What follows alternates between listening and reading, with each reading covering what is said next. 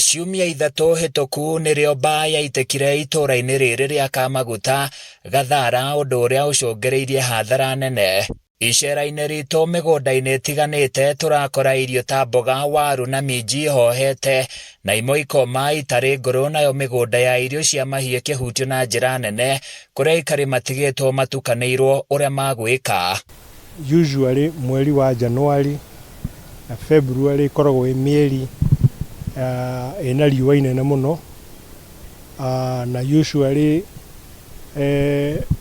very hot days and very cold nights, na condition hiyo nĩ tũmaga kũgĩe na thĩna wa mbaa kana frost, na ũguo nĩguo gwĩkĩkĩte. County ĩno nĩ tũra-affectirwo about 2 or 3 weeks ago. Aikari aya moigĩte ng'aragu ya andũ na mahiũ nĩ hũrahũrĩte mĩrango, amwe matirĩ na kĩndũ matanyĩte kũgetha. Hakuhĩ ka 70 ũguo cithũkĩte itũũra rĩa South Kinangop, na kũrĩa affected mũno nĩ ward ĩtagwo Gathara, ka area getagwo Kamaguta, kũu nĩkuo most affected. Ward ta ya Engineer, ward ta ya North Kinangop, icio nĩ affected.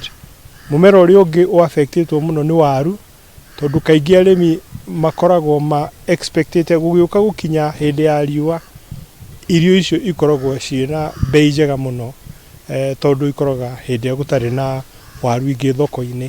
Nĩ mahoete makinyĩrio ũteithio wa naihenya na maheo mbegũ na bataraitha nĩguo mahote kwĩharĩrĩria kũhanda. Rĩu nĩ kũũru mũno kũringana na ũrĩa rĩu mbura ĩrambĩte rĩu ĩkaura ningĩ ĩkamba ĩgathũkia mũgũnda.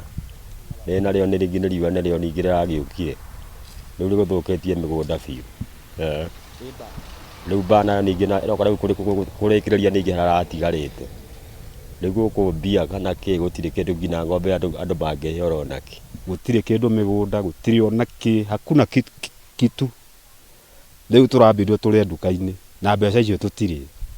Tũngĩhoya thirikari atĩrĩrĩ ĩtũteithĩrĩrie na mbegũ, indo cia kũhanda, ĩtũhe bataraitha, tondũ tũtikĩrĩ kĩndũ mĩhuko. Abitha mũrũgamĩrĩri rũhonge-inĩ rwa ũrĩmi thirikari-inĩ ya kaunti Francis Miring'o oigĩte maabitha ake marĩ mĩhang'o-inĩ ya gũkũũrana matũũra mothe marĩa magũmĩirwo nĩ thĩna ũyũ nĩguo mamakinyĩrie ũteithio. Thĩna ũcio nĩ ũtũmĩte kũgĩe na challenge, tondũ mĩeri ĩno ũguo ngugĩte Januari na February ĩkoragwo ĩ mĩeri ĩna riũa, na rĩu mahiũ nĩ magĩa thĩna tondũ gũtirĩ irio ciothe iria arĩmi marakũragia nĩ ũndũ wa mahiũ ciothe nĩ irahĩire nĩ mbaa.